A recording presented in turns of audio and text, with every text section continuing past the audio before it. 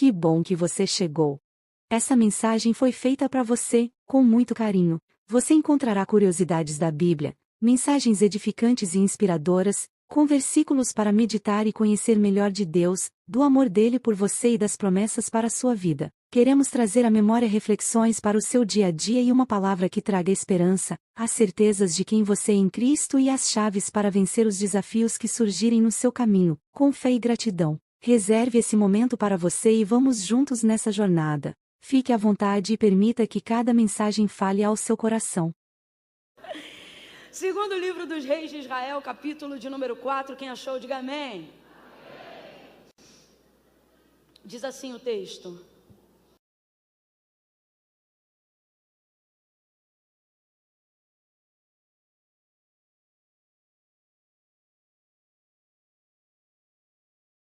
A partir do verso 15 em diante. Glória a Deus. Obrigada, hein? Diz assim o texto. Então disse Eliseu, chama. Então disse Eliseu o que, gente? Chama. E chamando a ele, ela se pôs à porta. E disse Eliseu, disse quem, gente? Eliseu. Quem, gente? Eliseu, profeta, ele disse assim: por este tempo, daqui a 1 ano, tu abraçarás a um filho. E respondeu ela: não, meu senhor, homem de Deus, não mintas a tua serva. Mas a mulher concebeu, eu vou repetir. Disse Eliseu: por este tempo, daqui a 1 ano, tu abraçarás a um filho. Pelo que respondeu ela: não, meu senhor, homem de Deus, não mintas a tua serva. Mas a mulher concebeu. Era mentira, gente? Era mentira, gente? Mas ela creu? Ela creu? Não, mesmo assim ela concebeu. Mas a mulher concebeu e deu à luz a um filho, no tempo determinado no ano seguinte, como Eliseu lhe dissera. E tendo crescido o filho, certo dia saiu a ter com seu pai, que estava com os segadores, e disse a seu pai: ai, a minha cabeça, ai, a minha cabeça. E o pai dele disse a um moço: leva o menino à sua mãe. E ele o tomou e o levou à sua mãe, e o menino esteve sobre os joelhos dela até o meio-dia, e então o menino morreu. E subiu ela e deitou-o sobre a cama do homem de Deus, e então fechou a porta e saiu. Chamou a seu marido e disse: manda-me um dos moços e uma das jumentas, para que eu corra ao homem de Deus e volte. E perguntou ele: por que tu vais a ele hoje, se não é lua nova e nem sábado? E ela disse: tudo vai bem. Então ela albardou a jumenta e disse ao moço: guia, anda e não te detenhas no teu caminhar, senão somente quando eu te disser. Diga amém por essa palavra. Deus colocou algo em meu coração e Ele me disse para falar categoricamente para todos aqueles que estão ao alcance da voz profética nessa noite. Ele disse assim: olha, diga ao meu povo que não antecipe a notícia de resultado da busca deles. Não se precipite em querer trazer respostas de algo que você ainda está buscando. Não se precipite em dar notícias que você ainda não tem. Não ceda à pressão de quem quer ouvir de você um apontamento rápido, uma direção rápida. Não se obrigue por ter vindo hoje aqui buscar ao Senhor, chegar em casa e ter uma resposta definitiva acerca de algo que ainda está no processo da sua busca. Deus está dizendo: você não está obrigado a nada disso. Você não é obrigada a nada disso. Quanta angústia, quanta gastrite nervosa, quanta crise de ansiedade, quanta depressão, quanta tristeza, quanta agonia sendo desenvolvida no processo da busca, quanta energia que poderia estar sendo empregada na busca do seu milagre, na verdade está sendo esgotada na sua tentativa frenética de dar respostas que você ainda não tem para as pessoas. As pessoas querem saber se é cumprimento de profecia, se não é. Como é vista a questão da Ucrânia, da Rússia.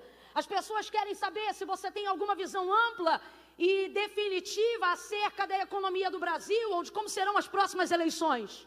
As pessoas querem saber sobre o comportamento do seu filho, o que é que você acha? As pessoas querem saber acerca do desemprego do seu marido, como é que você vê isso?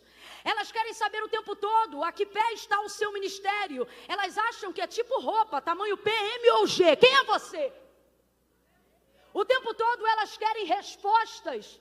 E elas acreditam que por você estar envolvido no processo da busca, estar dentro de uma atmosfera profética, ou ter a responsabilidade da gestão do seu milagre, você pode não ser aquele que determina o seu milagre, porque esta obra quem faz é Deus, mas por estar na gestão, há uma pressão o tempo todo em direção à tua casa, aos teus negócios, ao ministério que o Senhor te confiou, e eu não sei por que cargas d'água. Em algum momento a gente acha que tem a obrigação de dar respostas para pessoas que não agregam, e muitas vezes não tem absolutamente nada com o que cooperar, e não é porque elas não querem, mas é porque elas também não saberiam o que fazer se estivessem no nosso lugar. Então assim diz o Senhor a quem está sendo pressionado pela vida hoje, assim diz o Senhor para quem está sendo pressionado pelas circunstâncias, assim diz o Senhor para quem está sendo estreitado e pressionado de todos os lados. Deus está falando comigo aqui, que tem gente aqui que é o próprio profeta da casa,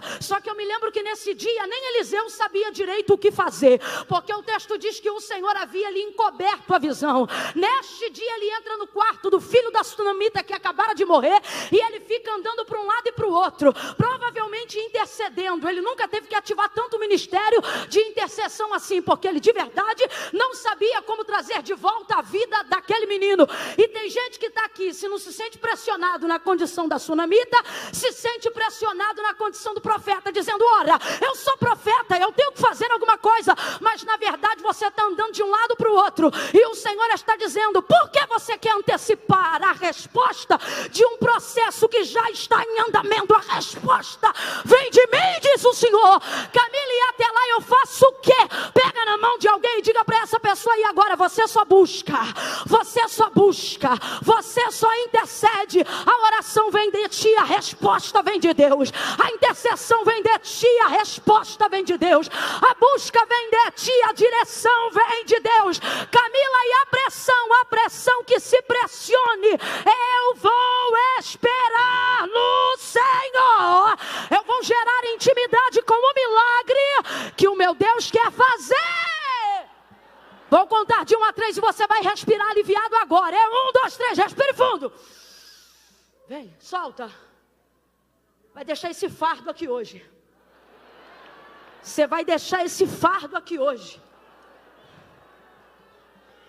Ei. Você vai chegar em casa de boa nessa noite. Tem gente que vai chegar já com ressaca de que começou a beber do dia anterior. Tem gente que vai chegar trocando as pernas. Outros vão chegar com a cara roxa porque apanharam não sabe de quem, tomaram tombo, caíram e não sabe nem de onde. Você vai chegar e alguém vai dizer: o que foi? Parece que está leve, estou voando. Por quê? Larguei o fardo. Larguei o fardo. Pare de antecipar. Pare de se obrigar a atender a necessidade de pessoas que também não saberiam o que fazer se estivessem no seu lugar. Espera!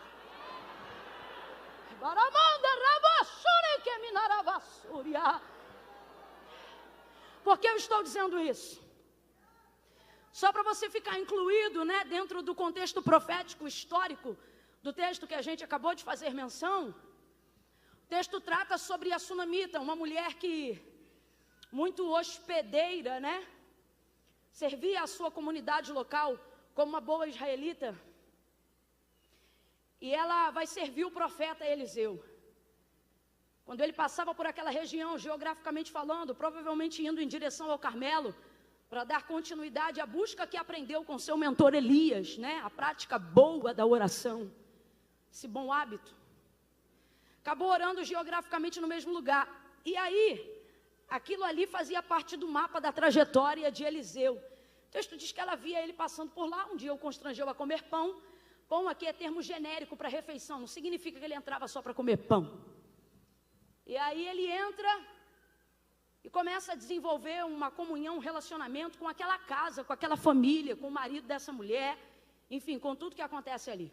Essa mulher fica impactada, não necessariamente com o ministério profético de Eliseu. Na verdade, ela nem se relaciona com o ministério profético de Eliseu. Mais para frente a gente vai entender que ela, na verdade, não se relaciona com o ministério profético dele, porque tem um trauma velado ali. Todavia, ela se afeiçoa ao caráter, à integridade, à honra de Eliseu. Ela começa a admirar quem ele é, independente daquilo que ele é capaz de fazer.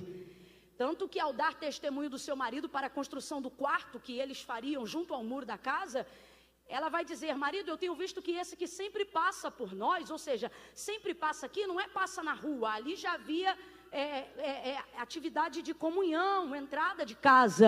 Então quando ela diz esse que sempre que passa por nós, ela está dizendo esse que frequenta a nossa casa, que está sempre aqui com a gente, ou seja, esse que a gente tem conhecido de perto. Porque eu sempre digo isso, quem já me ouviu nesse texto, não é o que vamos ministrar nesta noite, mas quem já me ouviu nesse texto sabe, eu sempre digo, santidade de longe você suspeita, né? De longe você imagina, é só de perto que você atesta. Só que Eliseu tem um tipo de vida que de longe, tudo aquilo de bom que você acha que ele é, de perto se confirma. E esse é o tipo de vida que a gente tem que viver aos olhos dessa nuvem de testemunha que nos observa. De gente que de longe acha até que é, e de perto tem certeza, né? Ela disse então, dando testemunho, marido esse que sempre que passa por nós, eu tenho visto que ele é um homem santo. Completa aí, gente, ele é um homem?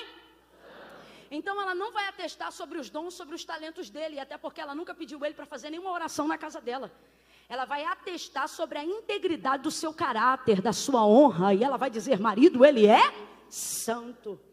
Isso é extraordinário porque mostra para a gente que a santidade prepara lugares excelentes e exclusivos para você. Vou falar de novo. Isso é maravilhoso porque mostra que a santidade prepara para você lugares excelentes e exclusivos. Isso está provado aqui, porque o texto afirma que a mulher era rica. Completa aí, minha gente. A mulher era... E que mulher rica, hospedeira, sendo alguém que atende a comunidade local, não vai ter quartos sobrando na sua casa? Ela tinha vários quartos sobrando em casa, mas hospedou Eliseu definitivamente em algum deles? Não, porque ela poderia receber muita gente, mas santo igual Eliseu, e é a primeira vez que ela ficou impactada com isso. Então ela preparou para ele um quarto inédito, um quarto que na verdade nunca recebeu ninguém. Porque quando você se santifica, o que Deus prepara para você é personalizado, é exclusivo. Não cabe em outro modelo que já foi utilizado. Uma outra coisa é que essa santidade promove para Eliseu um tempo de estabilidade.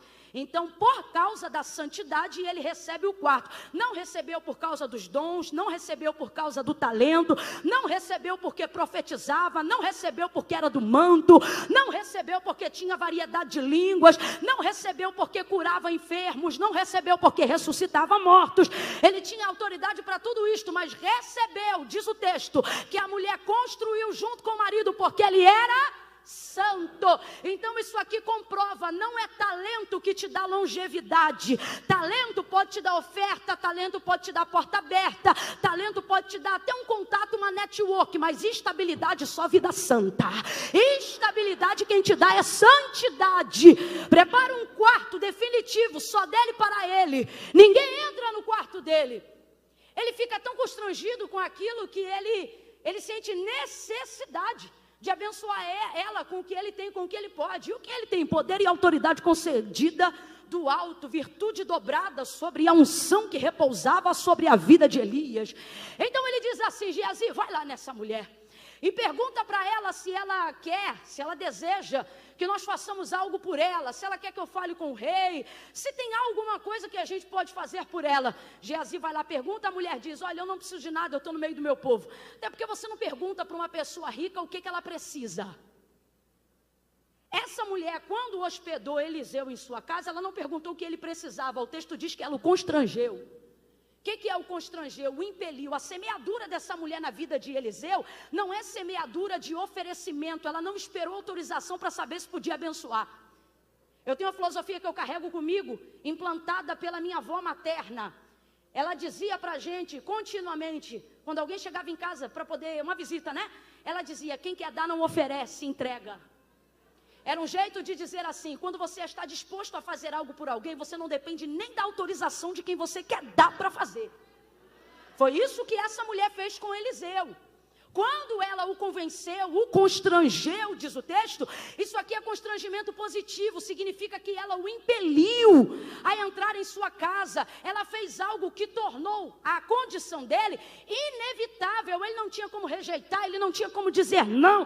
Por quê? Porque quando você quer dar, quando você quer abençoar, você não depende, se a sua disposição for verdadeira, você não depende da disposição de quem vai receber. A maior prova disso, gente, é o próprio Deus. A Bíblia diz desse jeito, que de Deus é o dar, de Deus é o dar. O que isso significa? Deus não depende de autorização para dar nada a ninguém. A maior prova disso é também a manifestação da graça. Quem é que merecia estar respirando aqui? Eu fico olhando isso na comprovação da misericórdia. Eu tenho comigo uma frase que eu sempre digo: misericórdia, quem nunca pediu também recebeu. Todo mundo aqui está debaixo da graça comum, do favor e da misericórdia de Deus. Quando Deus quer dar, isso buga a nossa mente, buga a nossa religiosidade, buga a nossa interpretação de quem é merecedor e de quem não é. A gente não entende, vê determinada pessoa e fica: meu Deus, mas como é que pode, né? Mas como é que pode? Como é que pode? A Bíblia diz que de Deus é o dar. Quando Deus quer dar, buga tu, buga teu vizinho. Ninguém entende. Por quê? Porque Deus não depende da tua autorização para te abençoar. Eu vou falar de novo. Deus não depende da sua autorização para te abençoar. Eu vou falar de novo. Deus não depende da tua autorização para te abençoar. De novo. Deus não depende da tua autorização para te abençoar. Sabe por que a sua reação não é de explosão de glória? Porque você olha para um texto como esse e você fica assim: mas claro, essa mulher tem a vida coerente. Nem eu estou dizendo que não tem que ter, tem que ter. Deus não é leviano, Deus não é Deus de confusão. Só que a verdade é que muitas vezes o nosso reconhecimento de não merecimento das bênçãos de Deus é maior do que o nosso entendimento da graça de Deus em relação a nós. E aí o que é que isso provoca? Serviço desenfreado. A gente trabalha como ninguém, serve como ninguém, hospeda como ninguém, toca como ninguém, canta como ninguém, prega como ninguém, trabalha como ninguém, tira lixinho do banheiro como ninguém, serve na igreja como ninguém, vai fazer plantão como ninguém, cuida dos filhos como ninguém, da casa como ninguém, marido como ninguém. Mas na hora que alguém se coloca para abençoar, você diz: eu não quero, eu não preciso, e ainda pensa: é porque eu não mereço, porque eu sou humilde. Deus está dizendo: tem duas formas. Eu posso quebrar teu orgulho te quebrando, ou eu posso quebrar teu orgulho te abençoando. E acerca de um servo que me serve, diz o Senhor: eu quebro o orgulho te abençoando. E quando eu quero te dar um dom, eu não peço a sua autorização. Quando eu quero te usar, eu não peço a sua autorização. Se eu escolher soprar teu nome sobre a terra, eu não preciso da tua autorização. Se eu quiser salvar teu marido, dar um banho de sangue, e você só ter feito 3 campanhas de oração, quando havia prometido 7, eu não dependo da tua autorização. Eu posso salvar teu filho antes da quimioterapia, no processo da quimioterapia, depois da quimioterapia, porque eu não preciso da tua autorização. Quando eu quero dar, se eu quiser te dar um CNPJ, eu te dou. Se eu quiser fazer de você um advogado, eu faço. Se eu quiser te dar um diploma em 3 anos ao invés de 4, eu faço. Eu sou o Senhor e fora de mim não há outro. Quando eu decido dar, quem pode rejeitar? Mas você, na sua filosofia de entendimento, de mérito, diz que quer ser abençoado, vem à igreja para ser abençoado, mas na maioria das vezes não sabe se comportar quando Deus quer te abençoar. Geazi sobe e diz assim: eu percebi que o marido dela é avançado em idade. Ela disse que não precisa de nada, mas eu vi que não tem filho na casa. Aí Eliseu vai dar para ela a colheita do que ela plantou. Porque você nunca vai colher uma colheita diferente do que você plantou. Não. Irmãos, a semeadura é opcional, sim ou não? Sim ou não? Mas a colheita é obrigatória.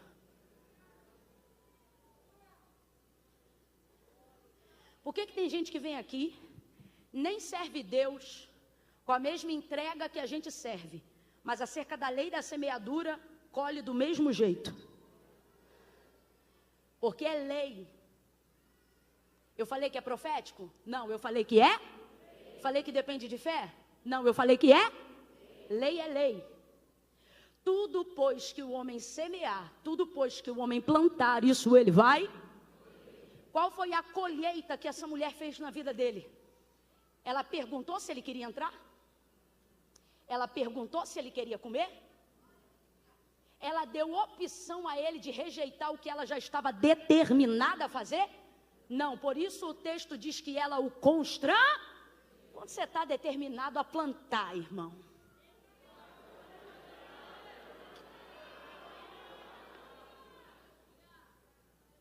Quando você está determinado a fazer, não há absolutamente nada do que alguém planeje contra a sua semeadura que seja capaz de prosperar. Ah, Camila, eu dei uma coisa para fulana, fulana nunca usou. O problema é dela que não usou. O que importa é que você deu, irmão. Ah, eu sempre oro pelo fulano, não vejo a mudança. Não é de você ver a mudança. A sua obrigação é orar, sua plantação, sua semeadura. Porque uma coisa é certa, na hora da colheita, oh meu Deus do céu, eu vou falar de novo, na hora da colheita,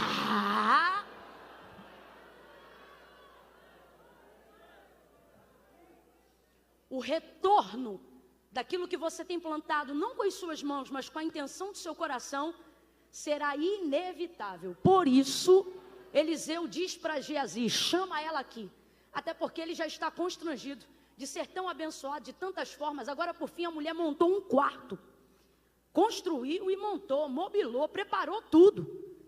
Aí ele não aguenta, ele diz, chama ela aqui. Quando ele chama, ela para na porta. Quando ele para na porta, aí Deus agora vai usar todo o exercício profético de Eliseu.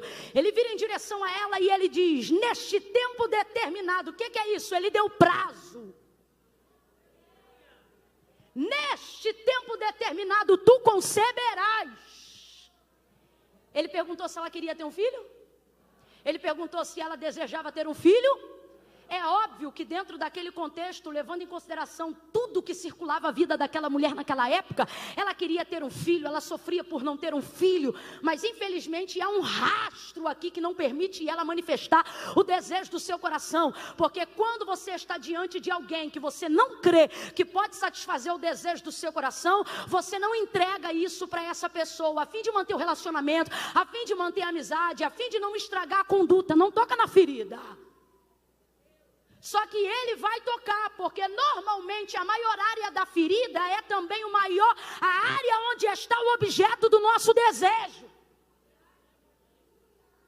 Normalmente as coisas que você menos gosta de abordar, os assuntos que menos você gosta de falar, normalmente são as áreas que você foi ferido e as áreas que tem muito a ver com aquilo que Deus quer te usar para transformar.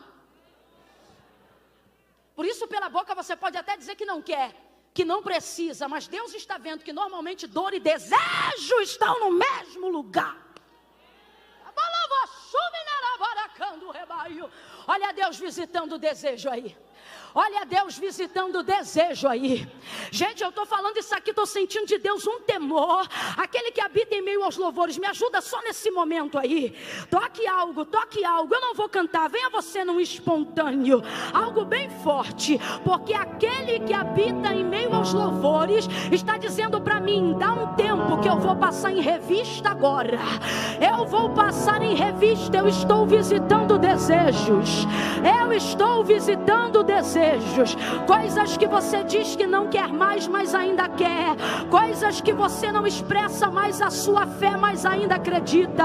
Coisas que hoje fazem mais parte da dor do que do seu desejo. Mas Deus está dizendo, vou visitar o seu desejo, vou curar a sua dor. Vai doer, mas eu vou tocar, porque o lugar do seu desejo também se tornou o lugar da sua dor, e o lugar da sua dor também se tornou o lugar do seu desejo. Mas eu vou resgatar o desejo e curar a tua dor. Eu vou visitar o teu desejo e curar o teu trauma. Eu vou te mostrar que não precisa ter medo de fazer supletivo, só porque você não concluiu o ensino fundamental, mas você nem quer saber da área do ensino, porque você diz, faculdade era meu sonho, e o Senhor diz, por que tu colocas no passado o que eu tenho guardado para ti ainda no futuro? Eu vou visitar a sua dor, eu vou ressuscitar os desejos que você abandonou, por ter sido enganada, enganado, iludido, iludida, por ter se distraído, por ter dependido de alguém que não podia fazer aquilo que você desejava. Mas assim diz o Senhor, nesta conferência de adoração, eu vou te mostrar que nem tudo é dor, mas tem muito desejo aí, que eu ainda vou realizar. Tá de mão abaixada, porque levanta essa mão, levanta essa mão.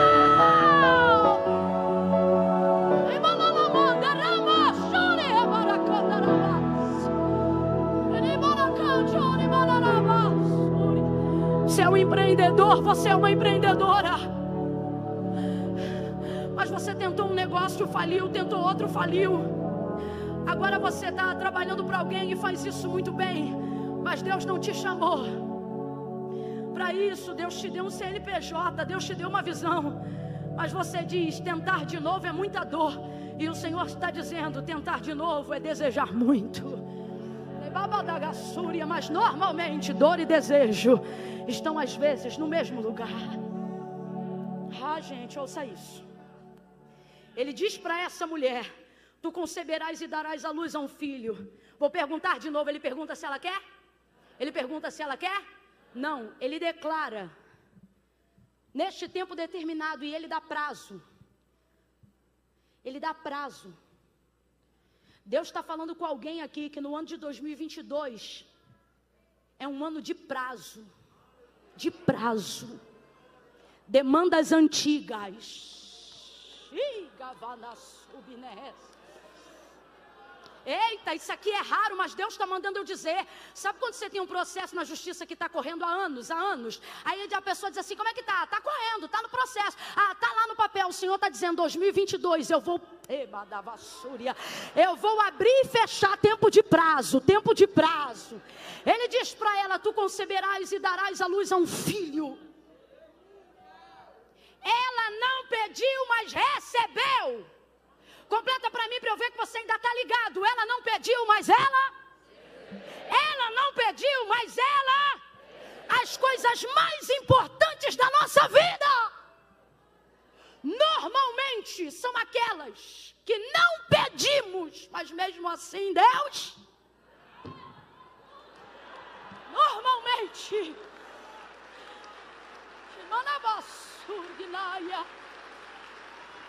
tem coisa que a gente deseja que é tão grande que a gente não tem coragem de pedir. Aí Deus vai lá e dá. Não pediu, mas recebeu. Só que veja isso. Ela não creu. Rapaz, é complicado dizer isso aqui. Mas a gente precisa falar a verdade do que está escrito no texto sagrado. A manifestação dela não foi de fé. Fala a verdade, foi de incredulidade. Qualquer outra pessoa que tem o seu desejo visitado, celebraria. Só que o problema é que normalmente o lugar do desejo que não se realiza, vira também o lugar da sua. Então ela não consegue celebrar. Ele está dando a melhor notícia da vida dela. Tu conceberás e darás à luz a um filho. Uma mulher que estivesse completamente sarada para viver um tempo novo da parte de Deus, para viver a realização de um sonho. Uma mulher que estivesse bem. Ao ouvir uma palavra como essa, uma mulher não traumatizada, não ferida, não machucada. Machucada como? Ora, Salomão disse, a esperança que se adia faz adoecer o coração. Essa mulher é uma serva, mas está com o coração adoecido de tanto esperar por algo que não vem. amém? Qualquer mulher que estivesse sarada ouvindo uma palavra profética dessa, diria glória, porque é assim que a gente reage diante de profecias cuja nossa expectativa ainda é alta, sim ou não? Quando o teu sonho está de pé, quando o teu desejo está no auge da esperança, se Deus usa um profeta para ir de encontro, né? Para corroborar com aquilo que tu pensa, com aquilo que tu acredita, com aquilo que você já colocou diante de Deus, qual é a nossa manifestação? Júbilo, choro, pranto, quebrantamento, celebração, sim ou não? A gente volta para casa com gozo na alma, dizendo, Deus falou comigo, é verdade, vai acontecer. Só que isso foi lá em 2002. Fala para mim se de 2002 para 2022, se aquilo que você esperava não aconteceu, se a esperança continua sendo a mesma. Vamos falar é real. Nem todo mundo tem espírito de Caleb não, gente. Até Caleb, vamos combinar que no dia que ele falou com Josué sobre a posse da terra que lhe era direito em Canaã, ele fala muito mais ligado à atribuição do direito do que necessariamente sobre a fé, porque ele já era um coroa, irmão. Você lembra dele dizendo, Josué, me dá o que é meu, porque como na força daqueles dias, parece que eu vejo ele, me dá o que é meu. Porque como, não tem como, irmão, você está achando o quê? Que é um bombadão que está pulando? Não é nada, é um cabra barbudo, cheio de cabelo branco na cabeça, dizendo, me dá o que é meu. Para os filhos, para os netos, para a descendência, porque o tempo, quando nós estamos suscetíveis ao tempo, o tempo faz um nível de lapidação do lado de fora, que dependendo do nível de blindagem que você buscou em Deus, se você não vigiar, Ele tem o poder de te amargurar terrivelmente do lado de dentro. Existem pessoas que, se nós fôssemos diagnosticar o adoecimento da sua alma, de maneira generalizada, não dizendo, foi a traição do fulano, foi abandono do ciclano, foi rejeição. Se a gente fosse generalizar um termo para dizer qual é o motivo da amargura de todas as almas que adoeceram no processo da expectativa, poderíamos usar um único agente, poderíamos dizer, foi o tempo. Sim ou não? Sim ou não? Então veja, essa mulher não vai celebrar. Não vai celebrar porque mostra que o tempo da expectativa ficou adoecido. Camila, como é que você sabe disso? É só você dar atenção para o texto que você vai perceber também. Olha a expressão de sua voz. Não, meu Senhor. Respeita ele. Então ela respeita a autoridade. Ela respeita a profeta. Ela respeita a Deus. Não, meu Senhor, homem de... Agora olha isso. Não mintas a tua serva. Olha como é que a mente dela está confusa. Para ela, o homem de Deus também é... Fica com medo, não. Para ela, o homem de Deus está mentindo. Só que a gente sabe, irmãos, de uma fonte pode jorrar 2 tipos de água. Um limoeiro pode dar manga? Uma jaqueira dá abacate? Não, uma mangueira tem que dar? Pé de laranja tem que dar? Se você vê uma jaqueira dando limão, sai correndo. Não tem como, não. De uma mesma fonte não podem jorrar 2 tipos de água, ou é doce ou é amargo. Mas olha a cabeça dela. Não, meu Senhor, homem de Deus, não mintas a tua serva.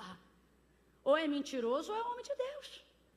Só que esse é o problema de quem tem talento, de quem tem dom. Confunde a mente de quem está olhando e te medindo pelos dons. E dom não expressa caráter, só expressa o que Deus deu. Por isso que tem gente que fica confusa, tem gente que ouve um pecador caído. Camila, todos pecaram, mas todos também têm direito à regeneração. Só que tem gente que fica ali, se revolvendo na lama do pecado, brincando com os porquinhos no chiqueiro. E aí tem gente que a gente vê, de vez que está no aprisco com as ovelhas, está brincando no chiqueiro. Daqui a pouco a gente vê essa pessoa manifestando coisas que impactam a nossa visão. De diz, menina, eu sei que fulano não presta, mas olha, quando prega eu fico todo arrepiado. Que mistério, né? Que mistério. Menina, olha só, o outro ali, garota, é cada coisa, olha, ninguém me contou não, eu vi, mas quando Deus toma ele, é ele que toma Deus direto. É dom, é uso, é exercício daquilo que ele tem, mas isso não significa que... Tanto é, gente, que no peso da balança que garante a entrada no céu depois do sangue de Jesus, não é dom nem talento. Olha o que Deus disse para Israel: sede, como santo é o vosso Pai que está no céu. Sede santo. Ele está dizendo, a maior característica que liga vocês a mim não é poder, não é unção, é santidade. Deus é bom, sim ou não? Maravilhoso, sim ou não? Já disse isso aqui uma vez e vou repetir. Ele é amoroso, sim ou não? Mais que isso, ele é o próprio amor. Mas os anjos continuamente dizem uma única canção, desde que foram criados para adorá-lo. Quem lembra? Santo é o Senhor dos exércitos, e toda a terra está cheia da sua. Ele é santo. Por que ela está reagindo assim? Já falei isso e vou falar de novo. Porque ela está cansada de ver gente que acha que tem que pagar a hospedagem com talento. Ela está cansada. Quem está entendendo aqui o que Deus está falando?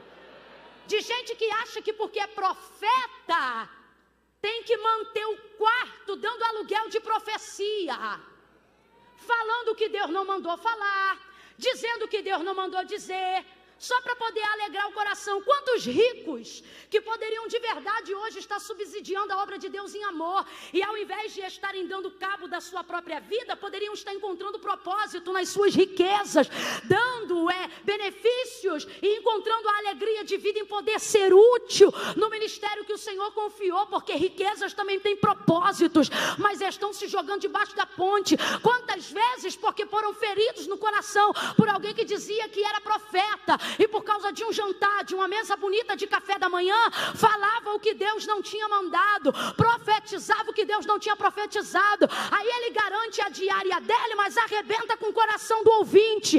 Quantas vezes gente que acha que para poder pagar a bolsa que ganhou, o presente que recebeu, já que não tem ouro nem prata, dá aquilo que tem do próprio coração. Aí diz, conta 30 dias. A gente conta 30, conta 60, conta um ano, conta 2, não acontece nada. Aí o desgramado que se diz profeta continua por aí. Ele tem que ficar por aí mesmo, igual o nômade. Porque se ele tivesse igreja fixa, a gente batia na porta dele e perguntava.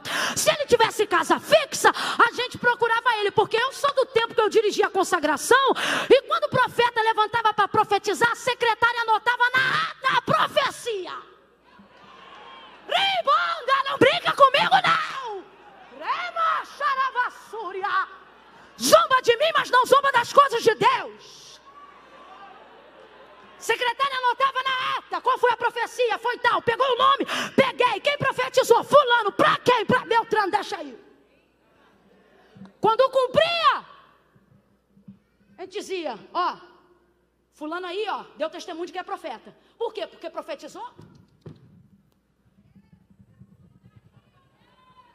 Porque cumpriu. Não é porque profetizou, é porque a Bíblia diz, e Samuel foi confirmado por profeta do Senhor, desde Dan até Berseba, porque nenhuma de todas as palavras que a sua boca foi usada para dizer, o Senhor deixou cair em terra. Então Samuel foi confirmado por profeta do Senhor, porque profetizava? Não, porque tudo que ele falava, Deus chancelava, Deus cumpria, Deus realizava. É assim que se confirma um profeta. Aí eu não aguento, não é o ponto principal da mensagem, mas eu preciso falar. Um monte de coração adoecido, seja do lado de fora, seja do lado de dentro, porque colocou expectativa naquilo que alguém falou e não realizou, e no final a sua revolta é com Deus, como se Deus fosse capaz de mentir. Porventura não conheceis a palavra que diz, seja todavia o homem mentiroso, mas Deus verdadeiro. Deus não mente. Ah, Camila, mas Deus falou. Irmão, se Deus falou, vai cumprir. Não, mas tinha prazo, não cumpriu, então não foi Deus que falou, simples assim. Administra isso aí. Administra isso aí.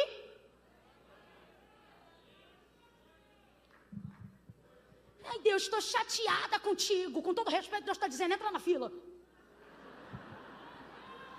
Está chateado comigo? Está chateada comigo? Quando tu não tinha salário, eu já botava comida na tua mesa, diz o Senhor.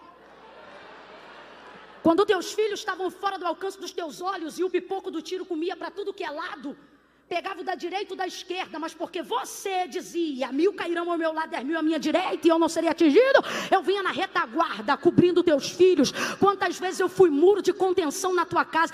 Mas teve coisas que eu ouvi que o Senhor não cumpriu. Não cumpri porque não fui eu que falei. Agora sabe o que tu tinha que ver? A quantidade de coisa que eu não profetizei, que eu não falei, mas estou cumprindo até hoje. A quantidade de coisa que eu não usei a boca de ninguém para falar, mas estou eu te sustentando até hoje. No ônibus estou eu contigo, no carro estou eu contigo. Tu devias, ao invés de estar chateado comigo, fazer como meu servo Davi: deitei, dormi e levantei, porque o Senhor me sustenta. É Ele quem te sustenta. Para de ficar refém de profecia, para de virar chaveirinho na mão de profeta. Quer profecia? Recebe profecia, recebe palavra, recebe Bíblia, recebe o verbo vivo, recebe.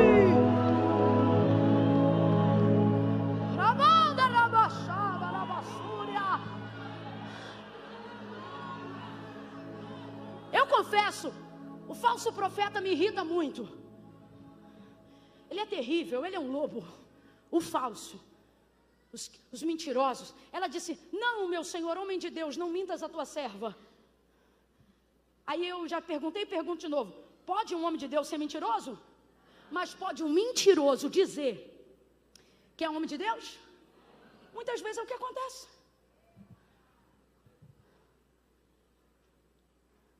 Então o falso profeta, ele me aborrece muito. Mas o que me aborrece mais não são nem os inocentes, que às vezes estão tendo uma experiência achando que é com Deus, e pela primeira vez com alguém que está falsificando a sua palavra, não. Mas os que já estão acostumados a ouvir, que vem para a igreja focado: hoje eu preciso de algo. Não vem no culto para cultuar, não. Vem no culto para Deus fazer. Rapaz, para Deus fazer, tu não precisava nem ir no culto. Tu podia pressionar Ele na parede da tua própria casa. Se veio para botar Deus na parede, podia botar em qualquer uma.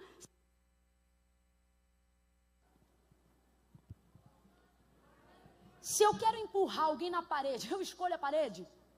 Parede que tiver, eu empurro. Eu não empurro não, tá, gente? É só um exemplo. Mas não, tem que ir para a igreja, por causa da atmosfera. Essa atmosfera coopera para a grandeza dele, para a sua pequenez. Quer um lugar próprio para você pressionar ele? Pressiona ele no teu campo e não no dele. E não vai acontecer nada. Mas não, vem para a igreja assim, porque é hoje. Aí já chega na igreja e escolhe o que tem cara de vaso. Camille, vaso tem cara, dizem que tem. Ele logo vê se tem. Gente, isso não quer dizer. Sabe o que isso aqui quer dizer? Que o cabelo está sujo, que não deu para fazer uma coisa, que a gente saiu com pressa. Mas eu vejo tanta mulher de Deus com coque, porque mulher de Deus é ocupada, meu filho. Mulher de Deus chega para ali, arruma, bota aqui na frente e vai. É por isso que às vezes tem tanto coque. Ô Camila, vigia, hein? E as irmãs bonitonas? As irmãs bonitonas também são vasos e são ocupadas, só que elas administram melhor o tempo. A gente, vaso de antigamente, é mais esquecido, um pouco mais relaxado. Mas escute aí, brincadeiras à parte. Escolhe a cara do vaso e diz: é hoje. Aí fica naquela.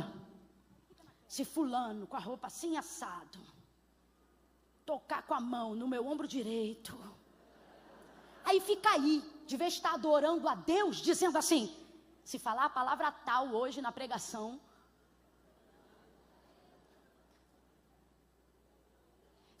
aí é porque Deus quer falar comigo. Ou Deus está confirmando tal coisa assim assado. Refém. Refém de quê? De ouvir a voz de Deus na boca das pessoas.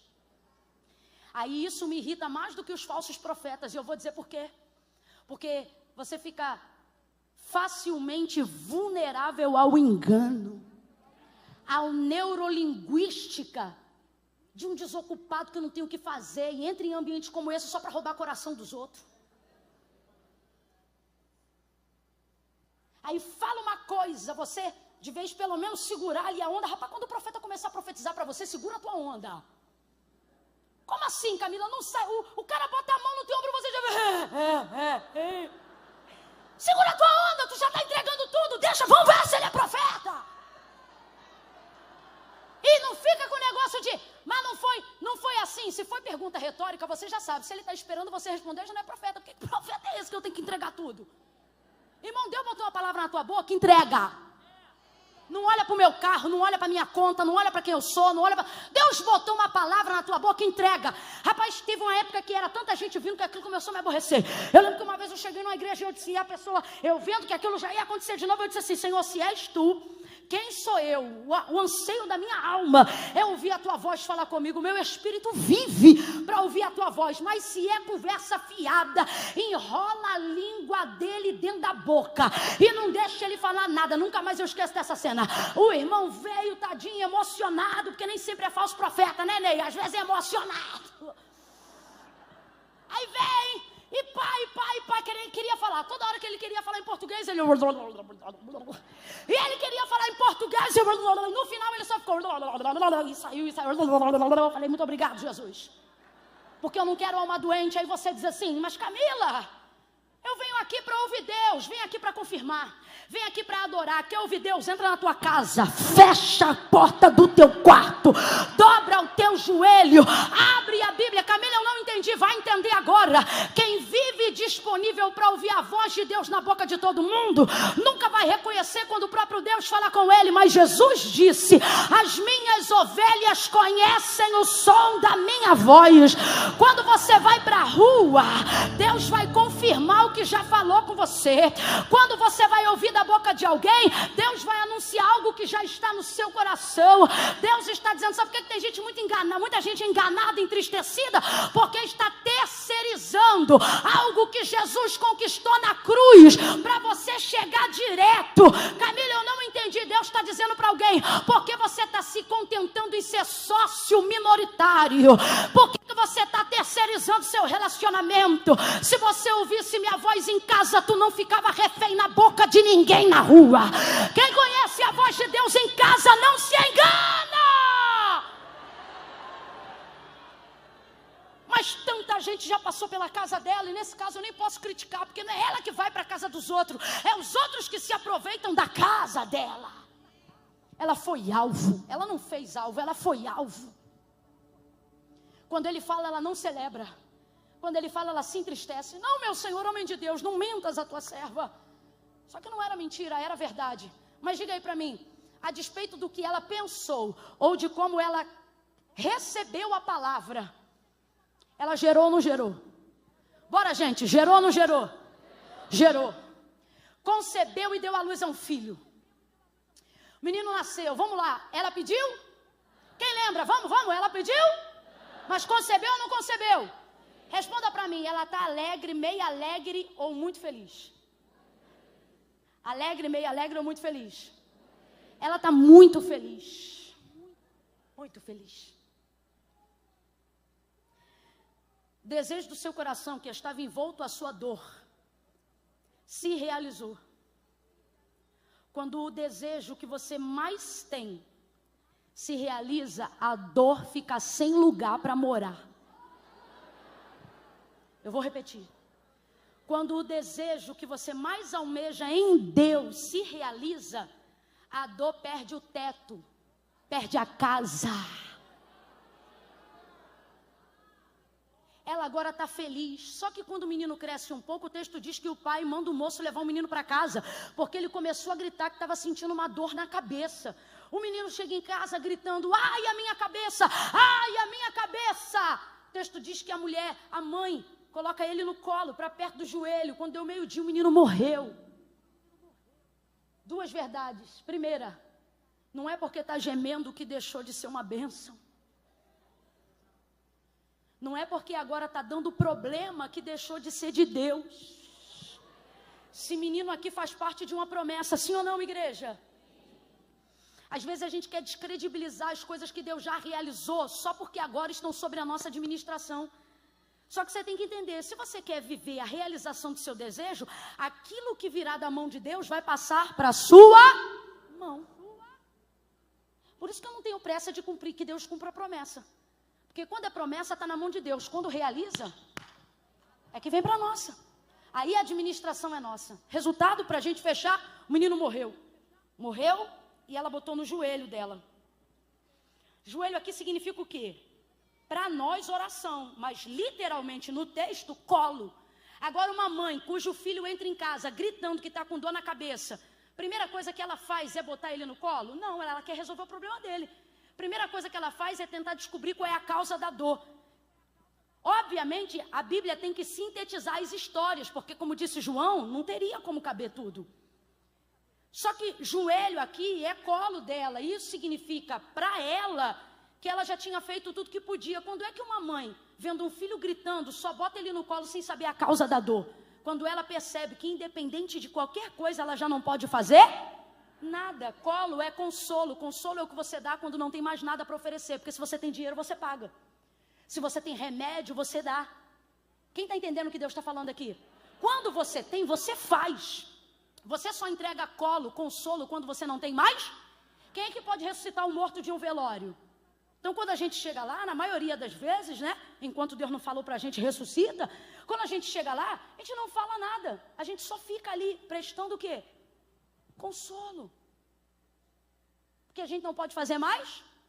Então, na verdade, o que o texto está dizendo quando diz que o menino morreu meio-dia, é que chegou uma hora, depois de tudo, que provavelmente ela tentou fazer pela vida do menino, que não resultou em nada e terminou segurando o menino no colo. Que é isso? Mãe sabe quando o filho vai morrer. Se tiver nos seus braços, ela conhece o olhar, o brilho, o jeito. Mãe conhece respiração, gente. Deu meio-dia, o menino morreu. O que é isso? Prazo. Deus está dizendo, você precisa entender que tem coisas dentro do seu processo de busca que tem abre a boca, tem prazo. Deus está dizendo, seja bom ou seja ruim, estabeleça prazo. Não para as coisas que Deus disse que vai fazer, mas para as coisas que você sabe que tem que fazer. Estabeleça prazo. Quantas vezes a sua busca está sem direção? Não porque você não sabe a quem buscar Deus, mas porque você não estabelece um prazo para aquilo que você decidiu entregar para Deus naquele tempo. Não faz uma campanha, não apresenta um jejum, não faz um voto, menino! Pelo amor de Deus! Bota um prazo! Faz alguma coisa, meio-dia, deu consolo, o menino morreu. Ela pegou o menino, colocou no quarto do homem de Deus. O texto diz que ela desceu as escadas. Rapaz, ela vai entrar num processo de busca. Eu fecho e encerro aqui. Quem tem ouvidos, ouça o que o Espírito diz à igreja. Ela vai entrar num processo de busca. Completa aí, abre a sua voz. Ela vai entrar num processo de... Abre essa boca, é sabadão, vamos embora. Ela vai entrar num processo de... Só que ela estabelece prazo para a busca dela. Camila, como é que você sabe? Ela tem horário. Como é que você sabe que ela tem horário? Porque ela sabe que Eliseu está no Carmelo. E ela sabe que ele não fica lá o dia inteiro. Quando dá meio-dia, ela bota o menino no quarto e corre. E ela sabe para onde ela vai. E agora eu vou te perguntar, tem celular? Não tem celular. Nem pombo correio dá tempo de chegar. Pelo relacionamento que ela construiu com Eliseu, ela sabe aonde ele está. Quando ela vê a hora, ela sabe para onde ir, quando não sabe o que fazer. Sacode alguém aí agora e diga, saiba para onde ir. Não, sacode o ombro aí dessa pessoa agora, sacode, para com isso, sacode.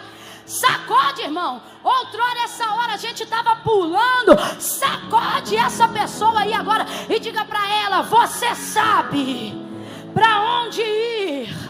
Quando não sabe o que fazer, responde para ele e diga, eu sei. Você acha que eu vim passar meu sábado de carnaval na casa de Deus? Porque eu ainda me lembro, eu ainda sei para onde ir.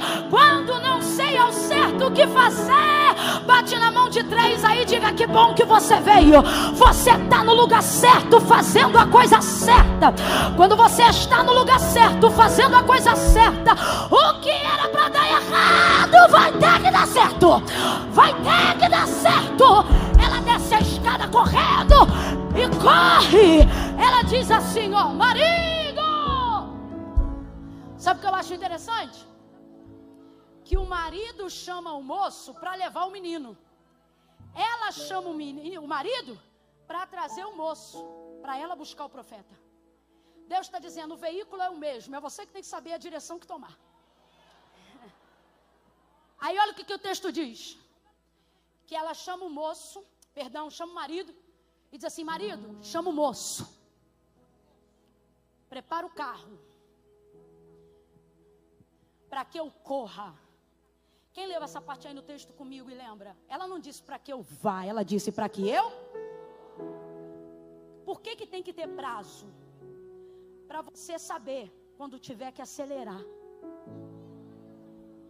Deus trouxe gente hoje aqui para dizer desse jeito: não é porque você está atrasado que significa que você não vai chegar. Se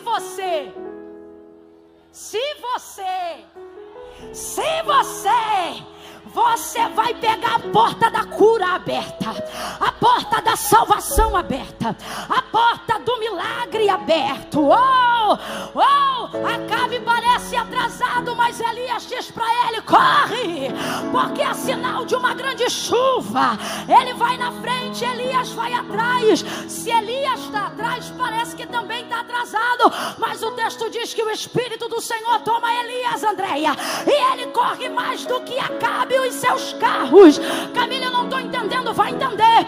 Neste sábado aqui, assim diz o Senhor: o meu Espírito vai se apoderar de ti, e você vai correr, vai correr mais do que os carros e cavalos de Faraó, vai correr mais do que os carros e cavalos de Acabe. Você vai correr mais do que a dívida, vai correr mais do que a depressão, vai correr mais do que a síndrome do pânico. Você vai correr mais do que o câncer, mais do que a dor, mais do que o abandono, mais do que a rejeição. Você vai correr, vai correr, vai correr, vai correr, vai correr. Ninguém vai te parar. Olha isso aqui, gente, olha isso aqui. Para que eu corra. Aí ela prepara, ela diz assim, ó: aparelha o carro. A jumenta é animal de força. Vamos embora lá, jumenta é animal de... Uma mulher rica tem cavalo, tem cavalo, como é que chama? Manga larga machador. Essa mulher, vamos para a região, essa mulher tem cavalos árabes. Sim ou não? Ô mano, ela é rica, sim ou não? Mas na hora de subir, ela quer quem? Você tem que entender o propósito. Aqui, ó.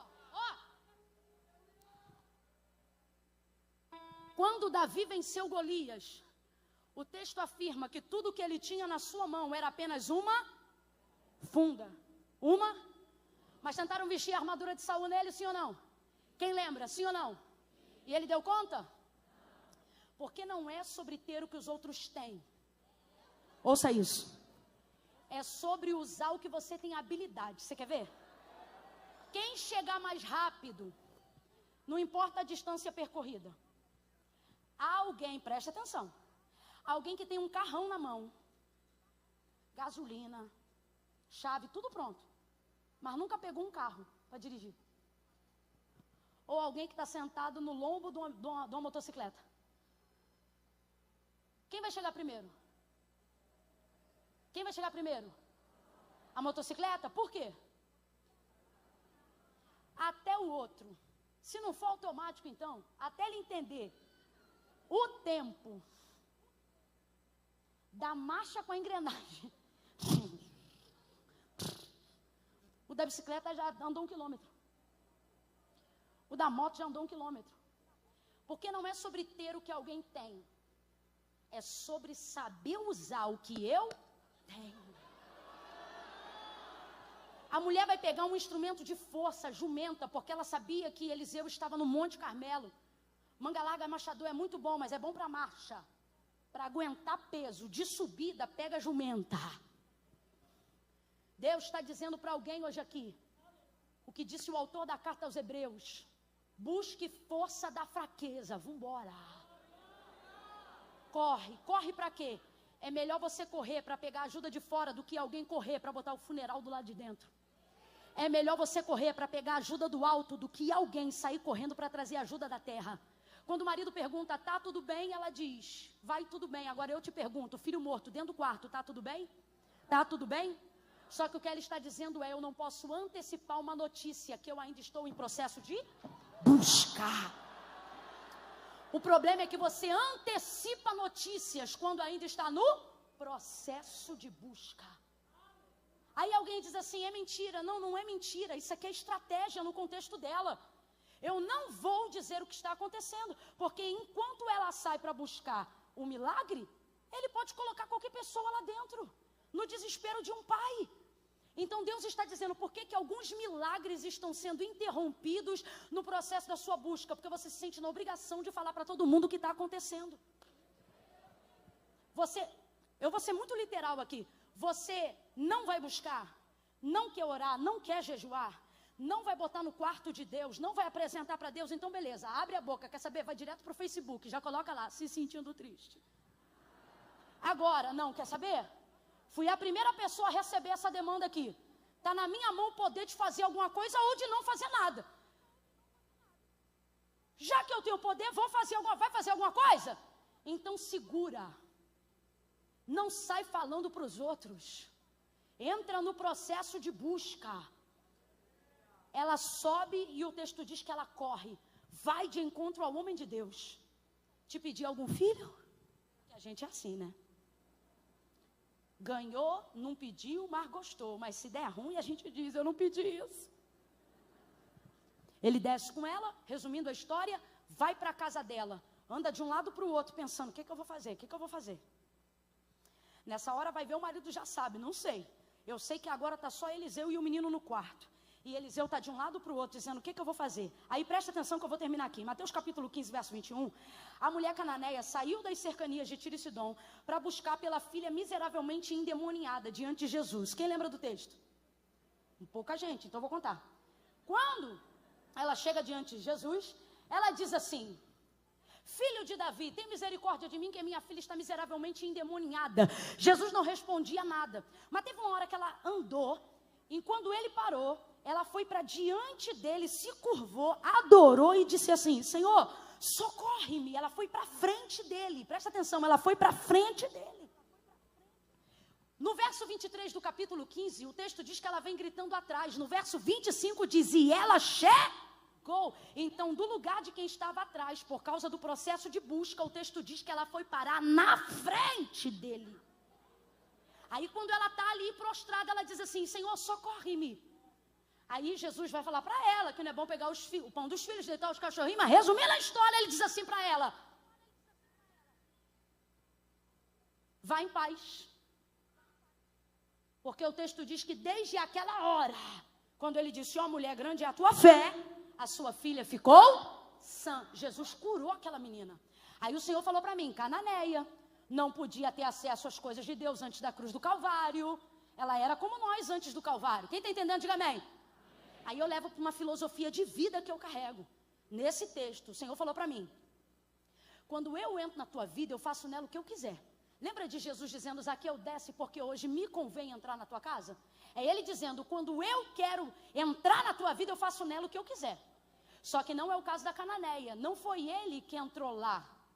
Foi ela que entrou na frente dele. Aí ele disse para mim, quando eu entro na vida de alguém, eu faço na vida dessa pessoa o que eu quiser fazer. Mas quando esse alguém entra na minha vida, eu faço por essa pessoa até o que eu não tinha que fazer. Porque foi o que aconteceu em Mateus 15, 21 em diante. Agora volta aqui para o texto. Ela não esperou ser sábado para Eliseu ir em casa. Que dia era, não sei. Eu sei que ao invés de esperar ele vir, ela foi. Quando Eliseu entra no quarto, ele está assim, ó. É só você olhar o texto. Ele andava de um lado para o outro.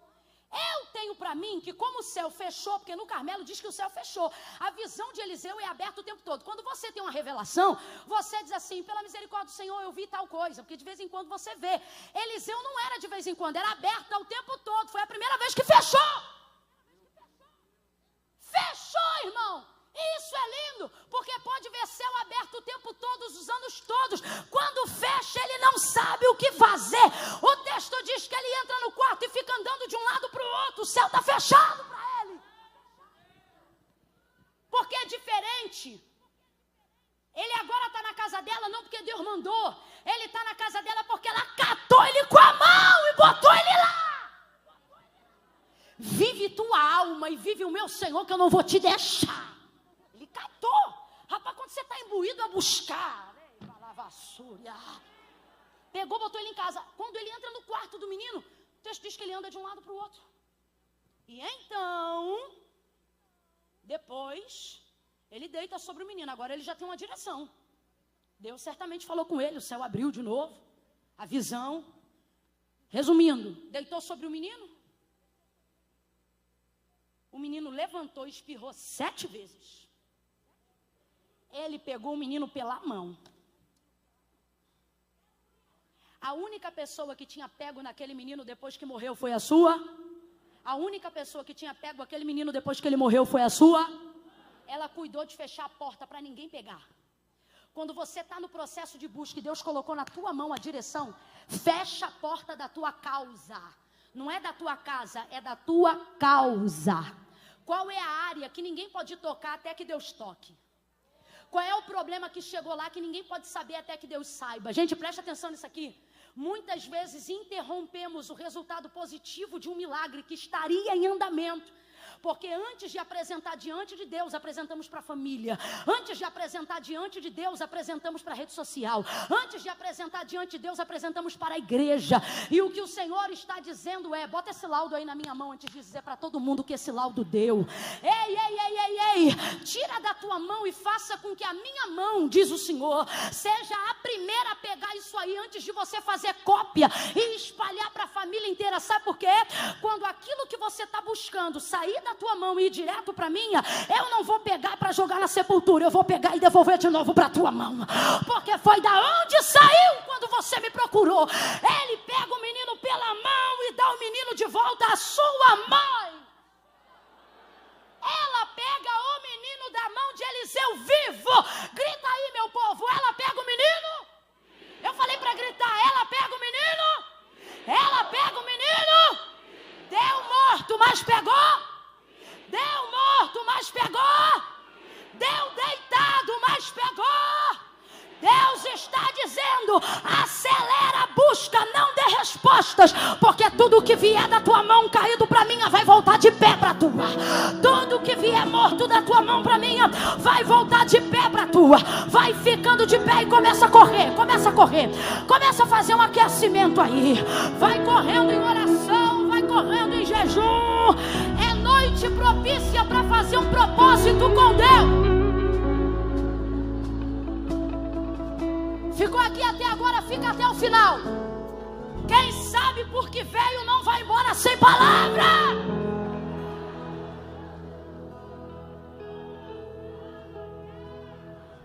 Fala o que ela falou para ele, para alguém. Diga assim, ó: vive a minha alma, que eu não vou sair daqui sem a minha vitória. Sem o que eu vim buscar. Gente, presta atenção nisso aqui. Se ela sai correndo pela rua, meu filho morreu, chorando, faz um tom bem fúnebre aí, campeão. Fúnebre, eu quero que eles sintam o peso. Rapaz, é tão abençoado que até no fúnebre dele tem misericórdia.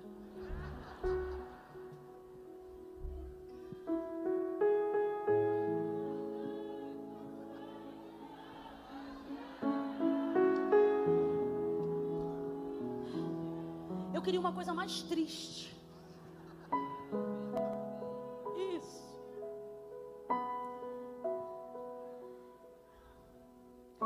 circunstância natural quer que seu sábado termine assim.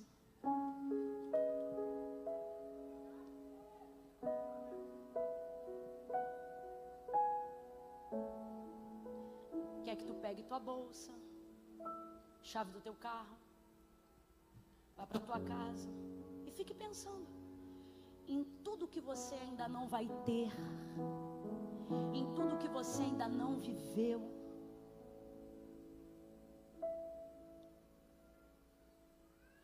Em tudo que não aconteceu, os sonhos que você se sente na obrigação de deixar para conseguir sobreviver.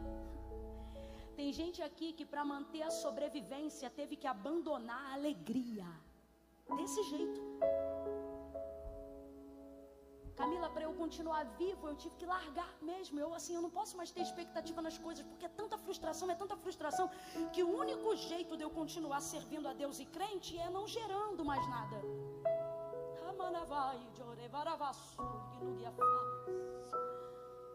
Você diz, sabe, eu não estou desviado, nem vou desviar, eu só não quero acreditar em mais nada além da minha salvação.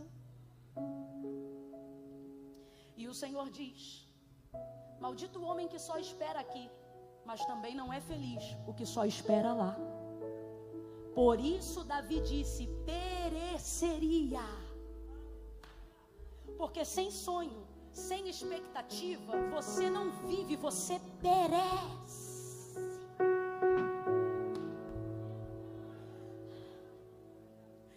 Você vive esperando o dia da sua morte.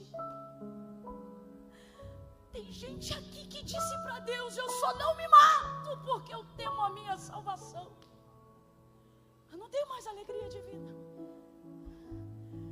É essa trilha sonora que tem composto os seus dias. Na igreja até tem uma cor, mas no seu dia a dia tudo é cinza, nublado. Só que o Senhor te trouxe hoje aqui para dizer: não é porque você se sente atrasado que ainda não dá tempo. Se eu pudesse resumir toda essa noite, pastor Ney, em uma única frase, eu resumiria dizendo que Deus me trouxe aqui para dizer a quem ouve assim: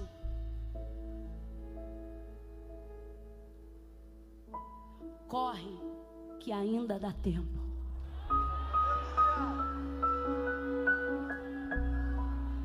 Aí então você começa a buscar: Camila, mas eu não estou sentindo nada. Eu não estou falando sobre sentir, eu estou falando sobre saber. Porque fé não é sobre o que a gente sente, fé é sobre o que a gente sabe. Levante uma das suas mãos aos céus aí agora. Vamos começar a melhorar. Ainda não é júbilo não, mas começa a melhorar aí, meu tecladista. Porque no processo da busca, coisas que ainda não foram resolvidas já começam a ser administradas. E tem coisa na tua vida que só tá ruim porque você abandonou completamente. É tanta coisa para fazer, é tanta oração atrasada, é tanta dívida antiga, é tanto trauma do passado que você diz: eu não vou nem meter a mão, porque isso vai me cansar. E o Senhor está dizendo: é isso que está te destruindo. Começa a apresentar diante de mim isso hoje. Por quê? Porque a sensação de satisfação não vai ser só quando eu curar, não vai ser só quando eu ressuscitar. Quando você começar a buscar, já vai começar a melhorar. Quando você começar a buscar, já vai começar a melhorar. Quando você pegar teu carro e botar um louvor, quando você vir para este culto e sobre esta palavra fazer uma oração, faça isso agora. Faça isso agora. Deus, diante de ti nesta noite, coloca aí diante dele as suas tristezas, suas dores, suas amarguras. Não precisa falar palavra bonita, não precisa fingir que tem uma fé falsa. Seja verdadeiro e comece a dizer: Deus, eu vim porque eu sou fiel, mas eu não creio mais, eu não tenho mais a mesma fé que eu tive. Não minta, fale a verdade agora. Fale a verdade agora. Deus, eu não admito ficar depressivo, isso me entristece, mas se eu tiver que aceitar a dor para depois viver a cura, está diante de ti a minha depressão, o meu trauma, a minha tristeza. Eu quero colocar diante de ti o meu morto, aquilo que um dia eu acreditei, aquilo que um dia eu sonhei, mas hoje eu estou sofrendo. Oh Deus, como eu estou sofrendo. Oh Deus, eu já não vejo a mesma alegria dos meus dias, eu já não vejo alegria nos anos futuros, mas eu não quero perecer, eu não quero perecer. Ressuscita meus sonhos, ressuscita minha carne, ressuscita meu filho, ressuscita meus projetos, ressuscita meu ministério, ressuscita o dom de profecia, o dom de maravilha, ressuscita a língua estranha, renova a variedade de línguas, ressuscita o fogo de quem já foi batizado no Espírito Santo. Recebe fogo, recebe